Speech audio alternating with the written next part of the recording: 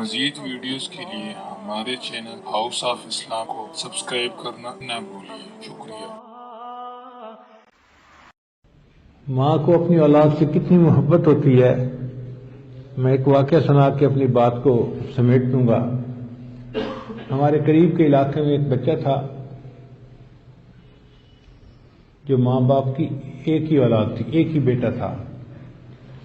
بچہ ذہین تھا، ماں باپ نے اسکول میں پڑھایا تو اس نے بڑے اچھے نمبروں پہ پڑھائی کی، اسکول میں ٹاپ کیا، پھر اس کو گورنمنٹ کا اسکالرشپ مل گیا۔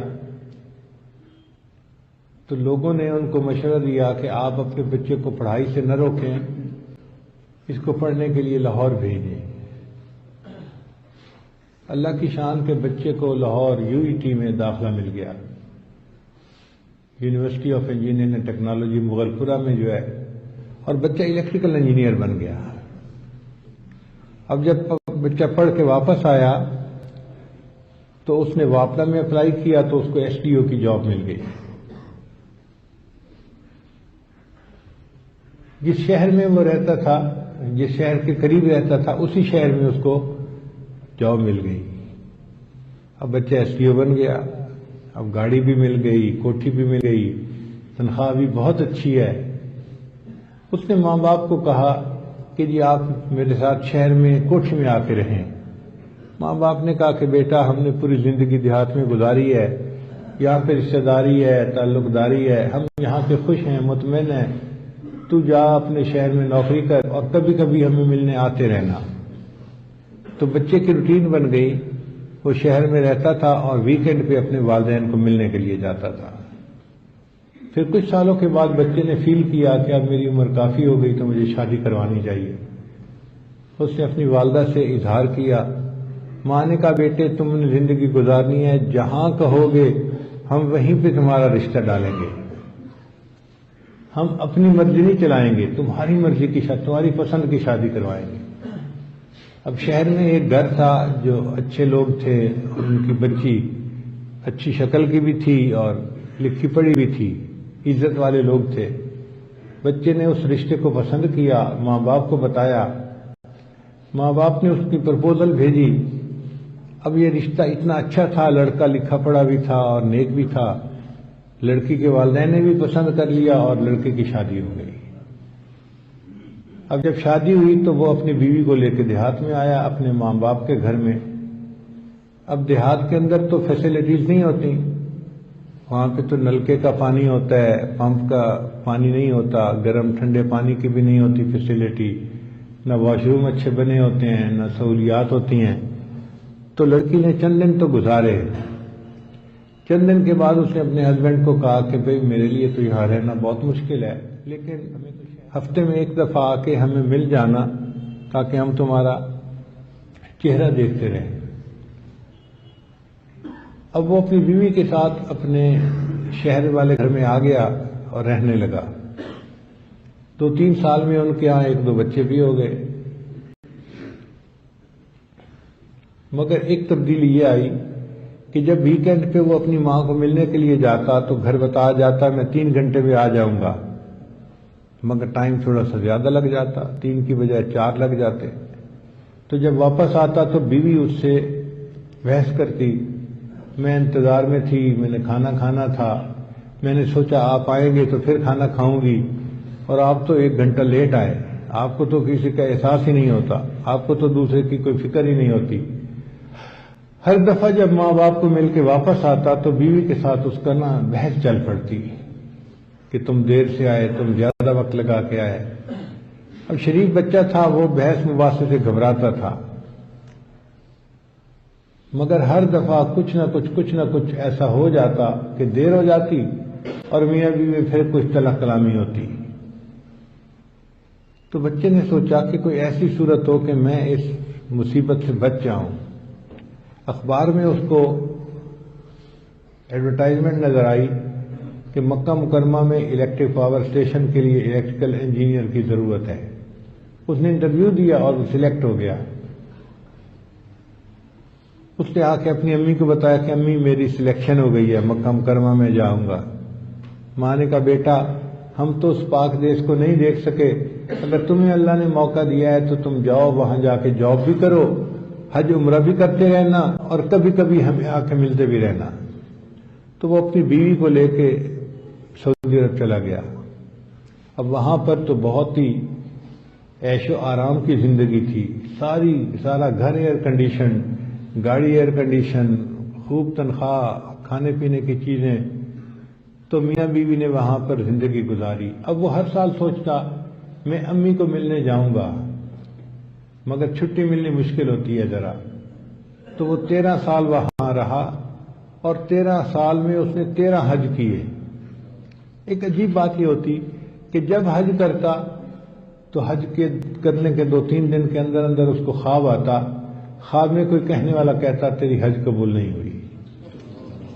اب ایک مرتبہ اس نے جب 13واں حج کیا تو حرم میں بیت اللہ کے سامنے کھڑا رو رہا تھا اور دعا مانگ رہا تھا کہ اللہ آج رات پھر میں نے خواب دیکھا ہے، کہنے والے نے کہا تیری حج قبول نہیں ہوئی، پتہ نہیں مجھ سے کیا غلطی ہو رہی ہے کہ میری حج قبول نہیں ہوتی۔ ایک اللہ والے نے اسے دیکھا تو پوچھا نوجوان کیوں رو رہے ہو؟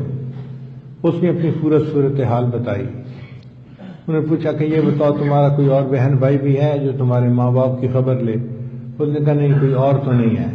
اس نے کہا بس پھر یہ تم غلطی کر رہے ہو، تمہیں واپس جانا چاہیے تھا، ماں باپ کا حال پوچھنا چاہیے تھا، ملنا چاہیے تھا۔ ابھی تم چھٹی لو اور ماں باپ کو جا کے مل کے آؤ۔ بچے نے اپنی ٹکٹ بنوا لی اور فوراً اپنے وطن واپس آیا۔ جب وہ اپنے گاؤں کے قریب پہنچا نا تو پھر اس کے ذہن میں خیال آنے شروع ہوئے کہ میرا تو امی سے ابو سے کبھی کنٹیکٹ ہی نہیں ہوا، آنے جانے والے لوگ خیریت کی اطلاع دیتے تھے اور میں بھی کچھ پیسے بھیج دیتا تھا۔ اس زمانے میں یہ سیل فون والی چیز نہیں تھی، رابطہ نہیں تھا۔ تو اب اس کو ذہن میں خیال آیا کہ مجھے تو یہ بھی نہیں پتا کہ میرے والدین کس حال میں ہیں، زندہ بھی ہیں یا نہیں ہیں۔ چنانچہ گاؤں کا ایک لڑکا اس کو ملا جس کی عمر تھی 9 سال۔ اس نے لڑکے سے پوچھا یار فلاں جو بندے ہیں ان کا کیا حال ہے؟ اس نے کہا بھائی وہ تو 6 مہینے پہلے فوت ہو گئے، البتہ ان کی بیوی بوڑھی ہے اور وہ گھر میں ہے اور بیمار ہے۔ تو بچے کے دل پہ چوٹ لگی کہ میرے والد 6 مہینے پہلے فوت ہو گئے، میں تو اب ان کی شکل بھی نہیں دیکھ سکتا۔ اب یہ گھر کی طرف جا تو رہا ہے اور دل میں گھبرا بھی رہا ہے کہ میری والدہ اکیلی ہے اور بیمار بھی ہے۔ اب میں جاؤں گا تو میری والدہ مجھے کہے گی دفع ہو جاؤ، نکل جاؤ گھر سے، میں تمہاری شکل نہیں دیکھنا چاہتی، تم نے 13 سال میں ہمارا حال ہی نہ پوچھا، تم آئی نہیں ملنے کے لیے۔ اب دل میں پریشان ہے اور اپنے گھر کی طرف جا بھی رہا ہے اور سوچ رہا ہے کہ امی اگر مجھ سے ناراض ہوئی نا تو میں امی کے پاؤں پکڑوں گا، میں امی کو مناؤں گا، امی مجھے معاف کر دو، مجھ سے غلطی ہو گئی۔ اب یہ اس قسم کی باتیں سوچتا ہوا اپنے گھر پہنچا، دروازہ کھولا، اندر داخل ہوا تو صحن کے اندر ایک چارپائی تھی جس پر اس کی ماں لیٹی ہوئی تھی۔ وہ بوڑھی تھی، ہڈیوں کا ڈھانچہ بنی ہوئی تھی، بہت کمزور ہو گئی تھی، ویک ہو گئی تھی۔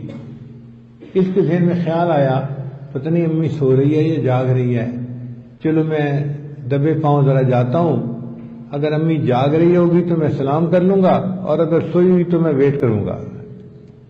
تو یہ دبے پاؤں آیا اور ماں کے قریب جب پہنچا تو اس کی والدہ کی آنکھوں کی بینائی چلی گئی تھی موتیے کی وجہ سے، موتیا اتر آیا تھا اور آنکھوں کی بینائی نہیں تھی اور وہ لیٹی ہوئی تھی، مگر اس کے ہونٹ ہل رہے تھے اور وہ دعا مانگ رہی تھی۔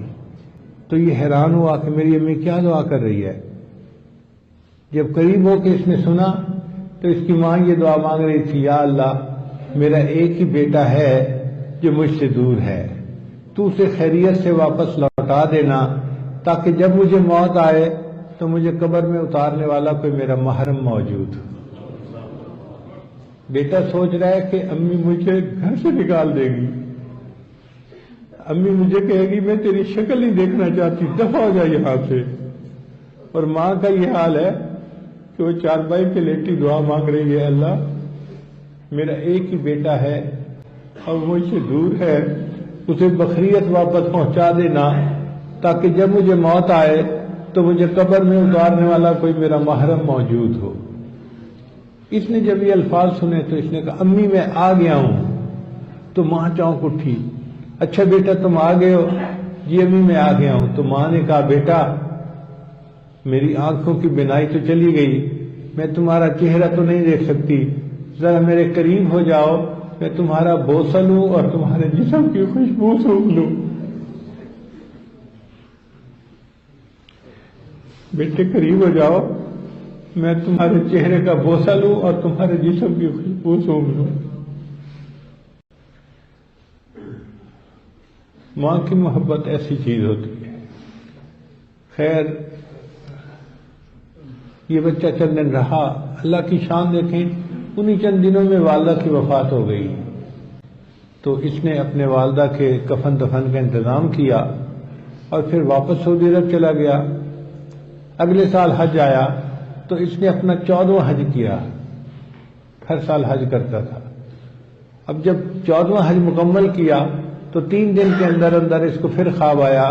خواب میں کہنے والے نے کہا اللہ نے تیرے اس حج کو بھی قبول کر لیا اور تیرے پچھلے 13 حجوں کو بھی قبول فرما لیا. مزید ویڈیوز کے لیے ہمارے چینل ہاؤس آف اسلام کو سبسکرائب کرنا نہ بھولیے. شکریہ.